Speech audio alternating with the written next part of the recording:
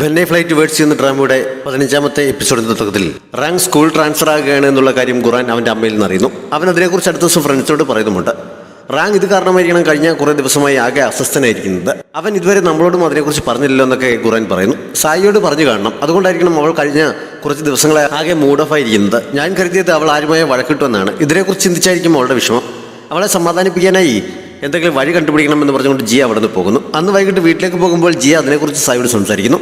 അവൾ കഴിഞ്ഞ കുറേ ദിവസങ്ങളായി റാങ്കിനൊപ്പം അല്ല പോകുന്നത്. ജിയ പറഞ്ഞപ്പോഴാണ് അവൻ്റെ ട്രാൻസ്ഫറിനെ കുറിച്ച് അവൾ അറിയുന്നത്. അവളുടെ വിഷമത്തിന് കാരണം അതല്ലായിരുന്നു എന്ന് ജിയയും അപ്പോഴാണ് അറിയുന്നത്. ഞാനിപ്പോൾ തന്നെ അവനോട് അതിനെക്കുറിച്ച് ചോദിക്കാൻ പോവുകയാണെന്ന് പറഞ്ഞ് സായി തിരിച്ചോടുന്നു. അവളോട് പറയേണ്ടിയിരുന്നില്ല എന്ന് ജിയയ്ക്ക് തോന്നിപ്പോകുന്നുണ്ട്. റാങ്ക് വീട്ടിലേക്ക് പോകുമ്പോൾ വഴിയിലെടുത്ത് വിഷമിച്ചിരിക്കുന്ന സായിയെ കണ്ട് അടുത്തേക്ക് ചെല്ലുന്നു. നീ ട്രാൻസ്ഫർ ആവുകയാണെന്നുള്ള സത്യം തന്നെയാണോ എന്ന് അവൾ ചോദിക്കുന്നു. ആണ് എന്നവൻ പറഞ്ഞപ്പോൾ ഇങ്ങോട്ടേക്ക് വരുന്ന വഴി പലതവണ ഞാൻ തിരിച്ചോടാൻ തുടങ്ങിയതാണ്. പക്ഷേ ഇന്ന് ചോദിച്ചില്ലെങ്കിൽ പിന്നെ എനിക്ക് ചോദിക്കാൻ കഴിയില്ല. അതുകൊണ്ടാണ് കാത്തിരുന്നത്. സ്കൂളിൽ ഞാനൊഴികെ ബാക്കി എല്ലാവരും ഇതിനെക്കുറിച്ച് അറിഞ്ഞു കഴിഞ്ഞു. നീ എന്നോട് ഇങ്ങനെയൊക്കെ കാണിക്കുമ്പോൾ എനിക്ക് ഇത്ര മോശമായിട്ടാണ് ഫീൽ ചെയ്തതെന്ന് അറിയാമെന്നൊക്കെ അവൾ ചോദിക്കുന്നു. അവൻ സോറി പറഞ്ഞതല്ലാതെ കൂടുതലൊന്നും പറയുന്നില്ല. താൻ വിചാരിച്ചതൊക്കെ ശരിയായിരിക്കുമെന്ന് കരുതി അവൾ വേഗം അവിടെ നിന്ന് ഓടിപ്പോകുന്നുണ്ട്. അന്ന് വീട്ടിലെത്തിയപ്പോഴും അവൾക്ക് അതിൻ്റെ ദേഷ്യവും സങ്കടവും ഒന്നും അറിയുന്നില്ല. മുമ്പ് അക്വരത്തിൽ നിന്ന് കിട്ടിയ കീ ചെയിൻ അവൾ അന്ന് ഊരി വെക്കുന്നുണ്ട്. താൻ അവൻ്റെ ശല്യമാണ് എന്ന് മറ്റു കുട്ടികൾ പറഞ്ഞതൊക്കെ സത്യമായിരിക്കുമെന്ന് തന്നെ അവൾ വിചാരിക്കുന്നു. അടുത്ത ദിവസം മുതൽ അവൾ വീണ്ടും അവനെ അവോയ്ഡ് ചെയ്യാൻ തുടങ്ങുന്നു. ഡ്രാമ ക്ലബ്ബിൽ വെച്ച് കണ്ടപ്പോൾ അവൻ്റെ അടുത്ത് സീറ്റ് ഉണ്ടായിട്ടും അവൾ അവിടെ ഇരിക്കുന്നില്ല. നീ അവിടെ ഇരിക്കുന്നില്ല എന്ന് ജിയ ചോദിച്ചപ്പോൾ ആർക്കും ശല്യമാകാൻ ഞാൻ ആഗ്രഹിക്കുന്നില്ല എന്ന് അവൾ പറയുന്നു. ക്ലബ്ബിലെ ക്ലാസ് കഴിഞ്ഞപ്പോൾ അവൾ വേഗം പുറത്തേക്ക് ഇറങ്ങി പോകുന്നുണ്ട്. അവൾ എന്താണ് ഇത്ര വേഗം പോയതെന്ന് ഖുറാൻ ചോദിച്ചപ്പോൾ അവൾക്ക് ക്ലീനിങ് ഡ്യൂട്ടി ഉണ്ട്, അതുകൊണ്ട് വെള്ളമെടുക്കാൻ പോയതാണെന്ന് ജിയ പറയുന്നു. അവൾക്കൊപ്പം ഡ്യൂട്ടി ഉള്ളത് ഫെങ്ങിനാണ്, അതുകൊണ്ട് സഹായത്തിന് കൂടുന്നതെന്ന് ഫെങ് അവരോട് ചോദിക്കുന്നു. ഞാൻ നിൽക്കുന്നില്ല എന്ന് ഖുറാൻ അപ്പോൾ തന്നെ പറയുന്നുണ്ട്. പക്ഷേ റാങ്ക് സഹായിക്കാൻ തയ്യാറാണെന്ന് പറഞ്ഞ് വേഗം വെള്ളം എടുക്കാനായി പോകുന്നു. ജിയ വെള്ളവുമായി ക്ലാസ്സിലേക്ക് പോവുകയായിരുന്നു. ഇടയ്ക്ക് അവൾ ബക്കറ്റ് താഴെ വെച്ചിട്ട് കയ്യിലേക്ക് നോക്കി നിൽക്കുമ്പോഴാണ് അവൻ ചെന്നത്. അവൻ ബക്കറ്റ് എടുത്തുകൊണ്ട് മുന്നോട്ട് പോയെങ്കിലും ഞാൻ തനിയെ ചെയ്തോളാമെന്ന് പറഞ്ഞ് അവൾ വേഗം ചെന്നത് വാങ്ങിക്കൊണ്ട് പോകുന്നു. അവൻ പുറകിൽ നിന്ന് വിളിച്ചിട്ടൊന്നും അവൾ നിൽക്കുന്നില്ല.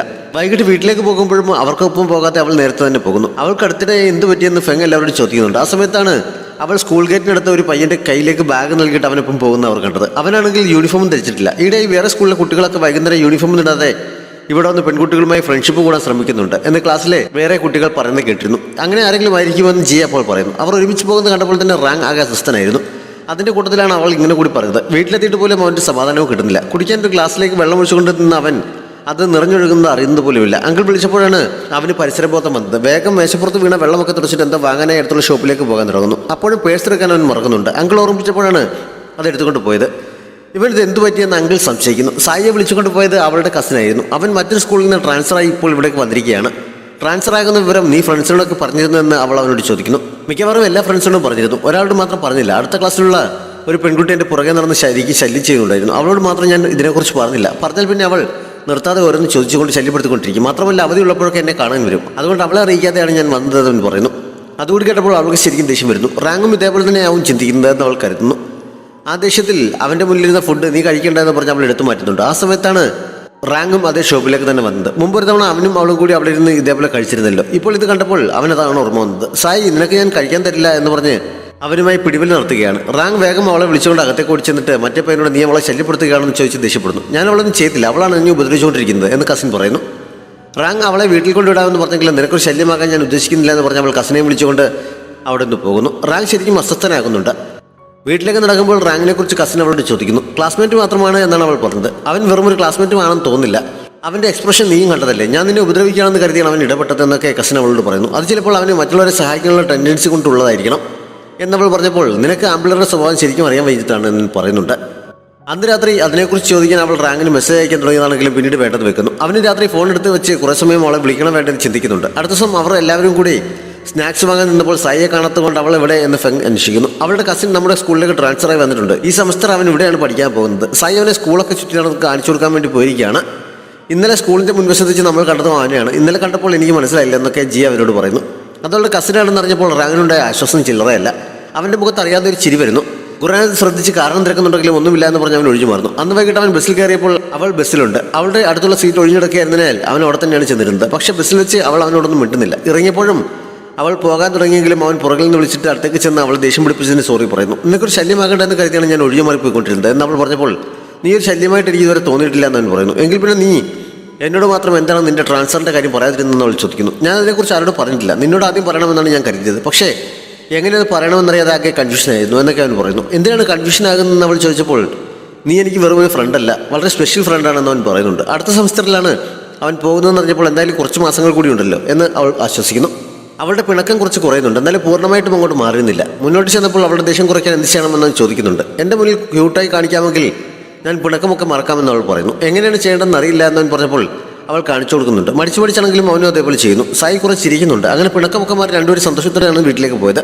അടുത്ത ദിവസം ടീച്ചർ ക്ലാസ്സിൽ അടുത്ത ആഴ്ച അവരുടെ സ്കൂളിൽ വെച്ച് നടക്കാൻ പോകുന്ന ഒരു മത്സര പരീക്ഷയെക്കുറിച്ച് പറയുന്നു. വേറെ സ്കൂളുകളിൽ നിന്നൊക്കെ കുട്ടികൾ അവിടെ എത്തുന്നുണ്ട്. അവരുടെ ക്ലാസ്സിൽ വെച്ച് എക്സാം നടക്കുന്നുണ്ട്. അതുകൊണ്ട് എല്ലാവരുടെയും ഡ്രോയറുകളൊക്കെ കാലിയാക്കി ടേബിൾ ക്ലീൻ ചെയ്തിടണം എന്ന് ടീച്ചർ അറിയിക്കുന്നു. ടീച്ചർ പോയി കഴിഞ്ഞപ്പോൾ നീ ഇതുവരെ ട്രാൻസ്ഫറെക്കുറിച്ച് ഞങ്ങളോട് പറഞ്ഞില്ലല്ലോ എന്ന് ഖുറാൻ റാങ്കോട് പരാതി പറയുന്നു. പറഞ്ഞില്ലെങ്കിൽ നിങ്ങളെല്ലാവരും വിവരം അറിഞ്ഞില്ല, പിന്നെന്താണ് പ്രശ്നം എന്ന് അവന് ചോദിക്കുന്നുണ്ട്. അടുത്ത സെമസ്റ്റർ മുതൽ ക്ലാസ്സിൽ ഞാൻ തനിച്ചാണല്ലോ എന്ന് ഓർക്കുമ്പോൾ ഇപ്പോൾ തന്നെ ബോറടിക്കുന്നു എന്ന് ഖുറാൻ വിഷമത്തോടെ പറയുന്നു. റാങ്ക് എന്ന് വൈകിട്ട് വീട്ടിലെത്തിയപ്പോൾ അവൻ്റെ അച്ഛനും അമ്മയും അനിയനും ഒക്കെ വന്നിട്ടുണ്ട്. അവൻ്റെ അനിയനും അവൻ്റെ സ്കൂളിൽ വെച്ച് നടക്കുന്ന പരീക്ഷയിൽ പങ്കെടുക്കുന്നു. അതിനുവേണ്ടിയാണ് അവർ വന്നിരിക്കുന്നത്. ലുലി അവനേക്കാൾ തലേതാണെങ്കിലും പഠിത്തത്തിൽ വളരെ മുന്നിലായതുകൊണ്ട് 2 ക്ലാസ് സ്കിപ്പ് ചെയ്ത് ഇപ്പോൾ അവനേക്കാൾ 1 ക്ലാസ് മുന്നിലാണ് പഠിക്കുന്നത്. എക്സാം നടക്കുന്ന അടുത്ത വ്യാഴാഴ്ചയാണ്. അതുവരെ അതിനുവേണ്ടിയുള്ള പ്രിപ്പറേഷൻ ക്ലാസ്സുകൾ അറ്റൻഡ് ചെയ്യാൻ നാളെ മുതൽ ലുലിയും അവൻ്റെ സ്കൂളിലേക്ക് പോകുന്നുണ്ട്. അവർ അവിടെയുള്ള ദിവസങ്ങളിൽ അവർ രണ്ടുപേരും ഒരു മുറിയിൽ കഴിയാൻ പേരൻസ് നിർദ്ദേശിക്കുന്നു. ആ സമയത്ത് അവൻ എന്തെങ്കിലും സംശയമുണ്ടെങ്കിൽ അതൊക്കെ ലുലിയോട് ചോദിച്ച് മനസ്സിലാക്കാനും അച്ഛൻ പറയുന്നുണ്ട്. അവൻ്റെ പഠിത്തം മോശമാണ് എന്നുള്ള രീതിയിലാണ് അദ്ദേഹം അത് പറഞ്ഞത്. അതൊക്കെ റാങ്കിന് വല്ലാതെ ഹർട്ട് ചെയ്യുന്നു. ലുലി മുറിയിലുണ്ടെങ്കിലും റാങ്ക് അവനോടൊന്ന് സംസാരിക്കാൻ പോലും തയ്യാറാകാതെ ഫുൾ ടൈം ഹോംവർക്ക് ചെയ്യുകയായിരുന്നു. ഞാനിവിടെ നിൽക്കുന്ന ചേട്ടന് ബുദ്ധിമുട്ടാണെന്ന് അവൻ ഇടയ്ക്ക് ചോദിക്കുന്നുണ്ട്. അത് കേട്ടപ്പോൾ റാങ്കിന് വിഷമമാകുന്നു. അങ്ങനെ ചിന്തിക്കേണ്ടെന്ന് പറഞ്ഞ് അവൻ തൽക്കാലം സമാധാനിപ്പിക്കുന്നു. വേറെ സ്കൂളിൽ നിന്ന് കുട്ടികൾ തങ്ങളുടെ സ്കൂളിൽ എത്തിയതിനെക്കുറിച്ച് അടുത്ത ദിവസം സായിയും ജെയും ഒക്കെ ചർച്ച ചെയ്യുന്നുണ്ട്. വന്നവരുടെ കൂട്ടത്തിൽ ഒരു ജീനിയസ് ഉണ്ട്. നമ്മളെക്കാൾ 2 വയസ്സ് കുറവാണെങ്കിലും 2 ക്ലാസ് മുന്നിലാണ്. കാണാനും സുന്ദരനാണെന്നൊക്കെ പറഞ്ഞ് ജീനിയസിനെ കാണാൻ അവളുടെ ക്ലാസ്സിലെ കുട്ടികളൊക്കെ പോകുന്നു. അവനെ കാണാൻ അവിടെ വരെ പോകേണ്ട ആവശ്യമൊന്നുമില്ല. സ്കൂൾ ഫോറത്തിൽ അവനെക്കുറിച്ചുള്ള ന്യൂസ് ഉണ്ട് എന്ന് പറഞ്ഞ് ഫെങ് ഫോണിൽ അവൻ്റെ ഫോട്ടോ അവർക്ക് കാണിച്ചു കൊടുക്കും. ഫോട്ടോയിലുള്ള പയ്യനെ കണ്ടപ്പോൾ കാണാൻ റാങ്കിനെ പോലെ ഉണ്ടല്ലോ എന്ന് സായി പറയുന്നുണ്ട്. വൈകിട്ട് ക്ലാസ് കഴിഞ്ഞ് സ്റ്റഡി സെക്ഷന് മുന്നേ സ്നാക്സ് വാങ്ങാൻ പോകാനായി സായിയും ജെയും ഫെങ്ങും കൂടി ബാക്കി 2 പേരെയും വെയിറ്റ് ചെയ്യുന്ന സമയത്ത് ലുലിയും അവർക്ക് കുറച്ച് അപ്പുറത്തായി വന്ന് നിൽക്കുന്നു. അവൻ ആരാണ് വെയിറ്റ് ചെയ്ത് നിൽക്കുന്നതെന്ന് അവർ സംശയിക്കുന്നുണ്ട്. റാങ്കും ഖുറാനും കൂടി ഇറങ്ങി വന്നപ്പോൾ അവൻ ചേട്ടാന്ന് വിളിച്ചുകൊണ്ട് പുറകെ വരുന്നത് കണ്ടപ്പോഴാണ് അതവൻ്റെ അനിയനാണെന്ന് അവർ അറിയുന്നത്. ഖുറാന് നേരത്തെ തന്നെ ലുലിയെ അറിയാം. അമ്മ നമ്മളെ കൂട്ടിക്കൊണ്ട് പോകാനായി ഗേറ്റിനടുത്ത് വെയിറ്റ് ചെയ്യുന്നുണ്ട്. ചേട്ടനെ വിളിക്കാനാണ് ഞാൻ വന്നത് എന്ന് ലുലി സന്തോഷത്തോടെ പറയുന്നു. അമ്മ എന്നെയല്ല നിന്നെയാണ് കാത്തു നിൽക്കുന്നത്, അതുകൊണ്ട് നീ പോയിക്കോ, എനിക്ക് വൈകുന്നേരം ഒരു സ്റ്റഡി സെക്ഷൻ കൂടിയുണ്ട് എന്ന് പറഞ്ഞ് റാങ്ക് സായിയുടെ ഒക്കെ അടുത്തേക്ക് തന്നെ പോകുന്നു. ഒട്ടും സ്നേഹമില്ലാതെയുള്ള പരിക്കനായി അവൻ്റെ മറുപടി കേട്ടപ്പോൾ ഫ്രണ്ട്സ് തന്നെ വല്ലാതെ ആകുന്നുണ്ട്. അപ്പോൾ പിന്നെ ലുലിയുടെ കാര്യം പറയണ്ടല്ലോ, അവനും വല്ലാതെ മൂഡ് ഓഫ് ആകുന്നു. നീ വന്ന വിവരം ഞാൻ അറിഞ്ഞില്ല, നമുക്ക് നാളെയെങ്ങാനും ഒരുമിച്ച് ബോൾ കളിക്കാൻ പോകാമെന്ന് പറഞ്ഞ് ഖുറാൻ അവനെ ഒന്ന് സമാധാനിപ്പിച്ചിട്ടാണ് കൂട്ടുകാർക്കൊപ്പം പോയത്. അന്ന് വൈകിട്ട് വീട്ടിലേക്ക് പോകുമ്പോഴും റാങ്ക് വളരെ സൈലൻ്റ് ആയിരിക്കുന്നത് സായി ശ്രദ്ധിക്കുന്നു. മുമ്പ് ടൂർ പോയ സമയത്ത് അവൻ്റെ അനിയനെക്കുറിച്ച് പറഞ്ഞപ്പോൾ അനിയൻ എല്ലാ കാര്യത്തിലും തന്നെക്കാൾ മുന്നിലാണെന്ന് അവൻ പറയുന്നത് അവൾക്കപ്പോൾ ഓർമ്മ വരുന്നു. എന്തുകൊണ്ടാണ് അവൻ അന്നങ്ങനെ പറഞ്ഞത് അവൾക്കിപ്പോൾ കുറച്ച് മനസ്സിലാകുന്നുണ്ട്. അവൻ്റെ മൂഡ് ഓഫ് മാറ്റാനായി അവൾ ഹെഡ്ഫോണിൻ്റെ അറ്റം പാട്ട് കേൾക്കാനായി അവന് കൂടി നൽകുന്നു. ലുലി അവൻ്റെ അനിയനാണെന്നുള്ള വിവരം അടുത്ത ദിവസം തന്നെ മറ്റു കുട്ടികളും അങ്ങനെ അറിയുന്നുണ്ട്. പലരും അവരെ തമ്മിൽ കമ്പയർ ചെയ്ത് അവനോട് സംസാരിക്കുന്നു. നിന്റെ അനിയനായിട്ടും അവൻ നിന്നേക്കാൾ 1 ക്ലാസ് മുന്നിലാണല്ലോ, പിന്നെ നീ എന്താണ് പുറകിലായിപ്പോയതെന്നൊക്കെ അവർ ചോദിക്കുന്നുണ്ട്. ഖുറാൻ അവരെ വഴക്ക് പറഞ്ഞ് ഓടിച്ചു വിടുന്നു. ഇതേപോലെ തന്നെ സായിയുടെ ക്ലാസ്സിലും അതിനെക്കുറിച്ച് സംസാരം ഉണ്ടാകുന്നു. റാങ്കിന് ലുലിയുടെ അത്ര ബുദ്ധിയില്ല എന്നൊക്കെ പറഞ്ഞ് ചില കുട്ടികൾ അവനെ മോശക്കാരനാക്കിയപ്പോൾ റാങ്കിനെ സപ്പോർട്ട് ചെയ്തുകൊണ്ട് സായി അവരുടെ വഴക്കുണ്ടാക്കുന്നുണ്ട്. അത്തവണ ക്ലാസ് ടെസ്റ്റിൻ്റെ മാർക്ക് വന്നപ്പോൾ റാങ്കിന് ഇംഗ്ലീഷിൽ കുറെ കൂടി നല്ല മാർക്കുണ്ടായിരുന്നു. സായി അതിനെ അവനെ അഭിനന്ദിക്കുന്നുണ്ട്. കൂട്ടത്തിൽ നിന്റെ ടീച്ചർ ആരാണ്, മിടുക്കിയല്ലേ എന്ന് പറഞ്ഞ് സ്വയം പുകഴ്ത്താനും മറക്കുന്നില്ല. ആ സമയത്ത് ഫെങ്ങിൻ്റെ ചുണ്ടിൽ ലിപ്സ്റ്റിക്ക് ഇട്ടിരിക്കുന്ന പോലെ തോന്നലാൽ സായിദിനെ കുറിച്ച് ചോദിക്കുന്നു. ജിയെ കൊടുത്ത ഒരു ലിപ് ഗ്ലോ അവൻ്റെ ചുണ്ടിൽ പുരട്ടിയതായിരുന്നു. നിറമൊന്നും വരില്ല എന്ന് പറഞ്ഞാണ് അവളത് കൊടുത്തത്. പക്ഷേ ഇപ്പോൾ അത് ലിപ്സ്റ്റിക്ക് ഇട്ടതുപോലെ ആയിരിക്കുന്നു. ഫെങ് അതിനെ അവളെ അടിക്കാൻ ഓടിക്കുന്നുണ്ട്. ജിയ അവർക്ക് ചുറ്റും ഓടുകയാണ്. എല്ലാവരും ഭയങ്കര സന്തോഷത്തോടെ ചിരിച്ചുകൊണ്ടാണ് അപ്പോൾ നിൽക്കുന്നത്. റാങ് ഇങ്ങനെ ചിരിക്കുന്നത് ലുലി കുറച്ച് അപ്പുറത്തുനിന്ന് കാണുന്നു. അത് കണ്ടപ്പോൾ അവൻ വല്ലാതെ വിഷമിക്കുന്നുണ്ട്. അന്ന് വൈകിട്ട് വീട്ടിലെത്തിയപ്പോൾ അടുത്ത ദിവസം അവധിയായി കൊണ്ട് ഒരുമിച്ച് അമ്യൂസ്മെൻറ്റ് പാർക്കിലേക്ക് പോകുന്ന കാര്യം ലുലി റാങ്ങിനോട് സംസാരിക്കുന്നു. പക്ഷേ സമയമില്ല എന്ന് പറഞ്ഞ് റാങ്ക് ഒഴിഞ്ഞു മാറുന്നുണ്ട്. അതേപോലെ തന്നെ വീട്ടിലാരും ഇല്ലാത്ത സമയത്ത് ലുലി അവനെ വീഡിയോ ഗെയിം കളിക്കാൻ വിളിക്കുന്നു. അപ്പോഴും പഠിക്കാനുണ്ടെന്ന് പറഞ്ഞ് റാങ്ക് ഒഴിഞ്ഞു മാറി പോകാൻ തുടങ്ങുന്നു. പക്ഷേ ലുലി വിഷമിച്ച് ഗെയിം താഴെ വെക്കുന്ന ശബ്ദം കേട്ടപ്പോൾ അരമണിക്കൂർ കളിക്കാമെന്ന് പറഞ്ഞ് അവൻ കൂടെ ചെന്നിരിക്കുന്നു. ലുലിക്ക് ഭയങ്കര സന്തോഷമാകുന്നുണ്ട്. രണ്ടുപേരും കൂടി അങ്ങനെ കളിച്ചുകൊണ്ടിരിക്കുന്ന സമയത്ത് പുറത്തുപോയി അവരുടെ അച്ഛനും അമ്മയും തിരികെ എത്തുന്നു. റാങ്ക് പഠിക്കാതെ ലുലിയെ കൂടി വിളിച്ചിട്ട് കളിക്കുകയാണെന്ന് പറഞ്ഞ അമ്മ വന്ന ഉടൻ തന്നെ അവനെ വഴക്ക് പറഞ്ഞു. ചേട്ടനല്ല, ഞാനാണ് കളിക്കാൻ വിളിച്ചതെന്ന് ലുലി പറഞ്ഞിട്ട് പോലും അമ്മ അത് കേൾക്കാൻ നിൽക്കാതെ റാങ്കിനെ വഴക്ക് പറയുകയാണ്. അച്ഛനും അതിനെ സപ്പോർട്ട് ചെയ്യുന്നു. സഹിയായിട്ട് ലുലി ചാടി എഴുന്നേറ്റ് എനിക്ക് പറയാനുള്ള അവസരം പോലും നൽകാതെ നിങ്ങളിങ്ങനെ ചെയ്യുന്നതൊന്നും നിർത്തുമോ, ഞാനാണ് ചേട്ടനെ കൂടി കളിക്കാൻ വിളിച്ചത്, കാര്യം അറിയാതെ ചേട്ടനെ കുറ്റപ്പെടുത്താൻ എന്തിനാണെന്നൊക്കെ ദേഷ്യത്തിൽ പറഞ്ഞിട്ട് അകത്തേക്ക് കയറി പോകുന്നു. അവൻ്റെ വിഷമം റാങ്കിനെ കുറിച്ചൊക്കെ മനസ്സിലാകുന്നുണ്ട്. അവൻ മുറിയിലേക്ക് ചെന്നപ്പോൾ ലുലി ബെഡിൽ കിടക്കുകയാണ്. റാങ്ക് അവനെ ശല്യം ചെയ്ത് പഠിക്കാനിരിക്കുന്നു. ആ സമയത്ത് ഹെഡ്ഫോൺ ചെവിയിലെടുത്ത് വെക്കുന്നുണ്ട്. കുറേ സമയം കഴിഞ്ഞ് പഠിത്തമൊക്കെ കഴിഞ്ഞ് നോക്കിയപ്പോഴാണ് ലുലി ബെഡിലില്ല എന്നവൻ അറിയുന്നത്. ഈ സമയത്ത് അവൻ ഇത് എവിടെ പോയെന്ന് വിചാരിച്ച് അവൻ പുറത്തേക്ക് ഇറങ്ങി നോക്കിയെങ്കിലും അവിടെയെങ്കിലും അവൻ ഉണ്ടായിരുന്നില്ല. അവൻ വേഗം അമ്മയെ വിളിച്ച് വിവരം പറയുന്നു. ഒരേ മുറിയിലായിരുന്നിട്ടും അവൻ പുറത്തേക്ക് പോയി നീ അറിഞ്ഞില്ലേ എന്ന് ചോദിച്ച് അമ്മ അപ്പോഴും അവനെ വഴക്ക് പറയുന്നു. അപ്പോഴേക്കും അങ്കിളും അച്ഛനും എല്ലാം പറ്റുന്നു. എല്ലാവരും കൂടി പുറത്തൊക്കെ ലുലിയെ തിരാൻ തുടങ്ങും. സായി അവിടെയുള്ള ഒരു ഷോപ്പിൽ നിന്ന് കൊതുകുതിരി വാങ്ങിക്കൊണ്ട് നിൽക്കുമ്പോഴാണ് റാങ്ക് ലുലിയെ അന്വേഷിച്ച് അവിടെ എത്തിയത്. വിവരം അറിഞ്ഞപ്പോൾ അവൾ കൂടി അവൻ്റെ സഹായത്തിന് ചെല്ലുന്നു. അങ്ങനെ എല്ലാവരും പല വഴിക്ക് അവനെ അന്വേഷിച്ച് നടക്കുകയാണ്. കുറേ തിരിഞ്ഞിട്ടൊന്നും കാണാത്തതിനാൽ അവസാനം പോലീസിൽ റിപ്പോർട്ട് ചെയ്യാം എന്ന് എല്ലാവരും കൂടി തീരുമാനിക്കുന്നു. അവൻ കൂടെ ഉണ്ടായിരുന്നിട്ട് പോലും ലുലി പോയത് അറിഞ്ഞില്ലല്ലോ എന്ന് പറഞ്ഞ് അമ്മ റാങ്കിനെ അപ്പോഴും വഴക്ക് പറയുന്നുണ്ട്. സ്റ്റേഷനിലേക്ക് അവൻ കൂടി വരേണ്ട ആവശ്യമില്ല, അവനോട് തിരികെ വീട്ടിലേക്ക് പോയിക്കൊള്ളാൻ അങ്കിൾ പറയുന്നുണ്ട്. പക്ഷേ അവർ പോയ ശേഷവും റാങ്ക് ലുലിയെ അന്വേഷിച്ച് ഓടി നടക്കുകയാണ്. ഇതിനിടയിൽ സായി ഒരിടത്ത് അനുസരിക്കാതിരുന്ന ലുലിയെ കണ്ടെത്തുന്നു. അവൾ അവൻ്റെ അടുത്ത് ചെന്നിരുന്ന് നിന്റെ ചേട്ടൻ്റെ ഫ്രണ്ടാണെന്ന് പറഞ്ഞ് സംസാരിക്കുന്നു. അവളുടെ പേര് കേട്ടപ്പോൾ അവളാണോ ആ സംസാരിക്കുന്ന പാവ റാങ്ങിന് നൽകിയതെന്ന് ചോദിക്കുന്നു. ഏത് പാവയാണ് എന്ന് അവൾക്ക് ആദ്യം ഓർമ്മ കിട്ടുന്നില്ല.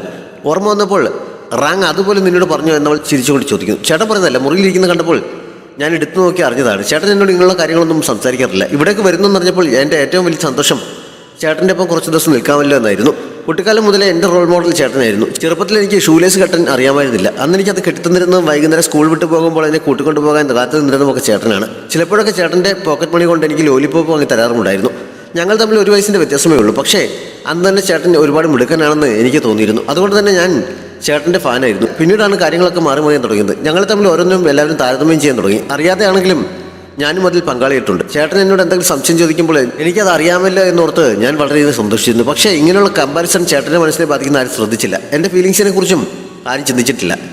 ചേട്ടൻ ആരോടും അധികം സംസാരിക്കുകയോ ചിരിക്കുകയോ ഒന്നും ചെയ്യാറില്ല. ചേട്ടൻ്റെ സ്വഭാവം അങ്ങനെ ആയിരിക്കുമെന്നാണ് ഞാൻ കരുതിയത്. പക്ഷേ നിങ്ങൾക്കൊപ്പം ചേട്ടനെ കണ്ടപ്പോൾ അതെൻ്റെ തെറ്റിദ്ധാരണയായിരുന്നു എന്ന് മനസ്സിലായി. ചേട്ടനെ സന്തോഷിക്കാൻ ആഗ്രഹമില്ലാഞ്ഞിട്ടില്ല, പക്ഷേ ഞങ്ങൾക്കൊപ്പം ആയിരിക്കുമ്പോൾ അതിനുള്ള അവസരം കിട്ടാറില്ല. എല്ലാവരും ഞാനൊരു ജീനിയസ് ആണെന്ന് പറഞ്ഞ് എന്നെ പുകഴ്ത്താറുണ്ട്. പക്ഷേ ചേട്ടൻ എന്നെ അഭിനയിക്കുന്നത് കേൾക്കാനാണ് എനിക്ക് ഏറ്റവും കൂടുതൽ ആഗ്രഹം എന്നൊക്കെ അവൻ വിഷമത്തോടെ പറയുന്നു. അവൻ്റെ സിറ്റുവേഷൻ അവൾക്ക് ശരിക്കും മനസ്സിലാക്കുന്നുണ്ട്. ഞാൻ എത്ര നാൾ നിന്റെ ചേട്ടൻ്റെ പുറകെ നടന്നിട്ടാണ് അവൻ എന്നെ ഫ്രണ്ടാക്കിയതെന്ന് അറിയാമോ എന്ന് സായി ഒരു സീക്രട്ട് പറയുന്ന പോലെ അവന് പറഞ്ഞു കൊടുക്കുന്നു. അത് കേട്ടപ്പോൾ അവന് കുറച്ച് സന്തോഷമാകുന്നുണ്ട്. റാങ് അപ്പോഴും അവനെ തിരിഞ്ഞ് ഓടി നടക്കുകയായിരുന്നു. അവർ ഇരിക്കുന്നതിൻ്റെ കുറച്ച് അപ്പുറത്തൊക്കെ അവൻ എത്തുന്നുണ്ട്. അവൻ ആകെ വിഷമിച്ച് തളർന്നൊരിടത്തിരിക്കുമ്പോഴാണ് സായി ലുലിയെയും കൊണ്ട് അവിടെ എത്തിയത്. അവനെ കണ്ടപ്പോൾ റാങ് ആശ്വാസമാകുന്നു. ചേട്ടനെ വിഷമിപ്പിച്ചതിന് അവൻ സോറി പറയുന്നുണ്ട്. റാങ് കൂടുതലൊന്നും പറയാതെ അവന് വീട്ടിലേക്ക് കൂട്ടിക്കൊണ്ടു പോകുന്നു. അവൻ കുളിയൊക്കെ കഴിഞ്ഞ് വന്നപ്പോഴേക്കും ലുലി ഉറങ്ങാൻ കിടന്നു. സായി ആ സമയത്ത് അവന് മെസ്സേജ് അയക്കുന്നുണ്ട്. ഞാൻ ലുലിയും പല കാര്യത്തിലും ഒരേപോലെയാണ്. ഞങ്ങളുടെ രണ്ടുപേരുടെയും ഐഡൽ ഒരാളാണ്. ഞാൻ നിനക്കൊപ്പം ഒരേ സ്കൂളിൽ പഠിക്കുന്നതും ഒരുമിച്ച് ബസ്സിൽ പോകുന്നതും ഒക്കെ അവൻ അസൂയയാണ്. അതേപോലെ സ്കൂളിൽ നിന്ന് വീട്ടിലേക്ക് കൂട്ടിക്കൊണ്ടു പോകാൻ അവനെ കാത്തു നിന്നിരുന്ന എപ്പോഴും അവൻ്റെ ഷൂലേസ് കെട്ടിക്കൊടുക്കാറുണ്ടായിരുന്ന ഒരു ചേട്ടൻ ഉള്ളത് കൊണ്ട് എനിക്ക് അവനോടും അസൂയയാണ് എന്നൊക്കെ അവന് മെസ്സേജ് അയക്കുന്നു. എല്ലാവരും പറയുന്നത് പോലെ അവനൊരു ജീനിയസ് ആണെന്ന രീതിയിലാണ് ഇത്രനാളും ഞാൻ അവനെ കണ്ടിരുന്നത്. പക്ഷെ അവനും 16 വയസ്സുള്ളൊരു കുട്ടിയാണ് എന്നുള്ള കാര്യം ഞാൻ മറന്നുപോയി എന്ന് അവൾ പറയുന്നു. ലുലിക്ക് അവനോടുള്ള ഇഷ്ടം മനസ്സിലാക്കി കൊടുക്കാൻ വേണ്ടിയാണ് അവൾ അങ്ങനെയൊക്കെ പറഞ്ഞത്. റാങ്ങിനത് മനസ്സിലാക്കുന്നുണ്ട്. അവൻ സ്നേഹത്തോടെ ലുലിയുടെ പുതപ്പൊക്കെ ശരിക്കും പിടിച്ചിട്ട് കൊടുക്കുന്നുണ്ട്. കണ്ണടച്ചെടുക്കുകയായിരുന്നെങ്കിലും അവൻ ഉറങ്ങിയായിട്ടുണ്ടായിരുന്നില്ല. ചേട്ടൻ അങ്ങനെ ചെയ്തപ്പോൾ അവൻ സന്തോഷത്തോടെ പുഞ്ചിരിക്കുന്നു. ലുലിക്ക് എക്സാം ഉള്ള ദിവസം അവൻ എക്സാമിന് പോയി കഴിഞ്ഞപ്പോഴാണ് അവൻ്റെ ഹാൾ ടിക്കറ്റ് അവിടെ ഇരിക്കുന്ന റാങ്ക് കണ്ടത്. അവൻ വേഗം അതുമായി പുറപ്പെടുന്നു. ലുലി ഹാൾ ടിക്കറ്റ് ഇല്ലാത്ത കാരണം അകത്തേക്ക് പോകാൻ കഴിയാതെ ഗേറ്റിന് വെളിയിൽ ഇരിക്കുകയാണ്. അപ്പോഴും അവൻ പുസ്തകങ്ങൾക്കിടയിൽ അതുണ്ടോ എന്ന് തിരിയുന്നുണ്ട്. അവിടെ അങ്ങനെ ഒരു എക്സാം നടക്കുന്ന കാരണം റോഡിൽ നല്ല ട്രാഫിക് ബ്ലോക്ക് ഉണ്ട്. റാങ്ക് ടാക്സി വിളിച്ചാണ് അങ്ങോട്ടേക്ക് വന്നുകൊണ്ടിരിക്കുന്നത്. ബ്ലോക്കിൽ പെട്ട് കഴിഞ്ഞപ്പോൾ സമയം പോകുന്നതിനാൽ അവൻ വണ്ടിയിൽ നിന്നിറങ്ങി സ്കൂളിലേക്ക് ഓടുന്നു. സമയം കഴിയുന്നതിന് മുമ്പ് അവൻ അവിടെ എത്തി ലുലിക്ക് ഹാൾ ടിക്കറ്റ് നൽകുന്നുണ്ട്. കുറേ കാലത്തിന് ശേഷം ചേട്ടൻ്റെ സ്നേഹവും കരുതലും എല്ലാം അറിയാൻ കഴിഞ്ഞതിൻ്റെ സന്തോഷത്തോടെയാണ് ലുലി എക്സാം ഹാളിലേക്ക് പോയത്. റാങ്ക് അവൻ പോയിടത്തേക്ക് നോക്കി ആശ്വാസത്തോടെ പുഞ്ചിരിക്കുന്നിടത്ത് ഈ എപ്പിസോഡ് അവസാനിക്കുന്നു. വീഡിയോ ഇഷ്ടപ്പെട്ടാൽ ലൈക്ക് ചെയ്യാനും കമൻറ്റ് ചെയ്യാനും നിങ്ങളുടെ ഫ്രണ്ട്സിനൊക്കെ ഷെയർ ചെയ്യാനും നമ്മുടെ ചാനൽ സബ്സ്ക്രൈബ് ചെയ്യാനും മറക്കരുത്. Thanks for watching.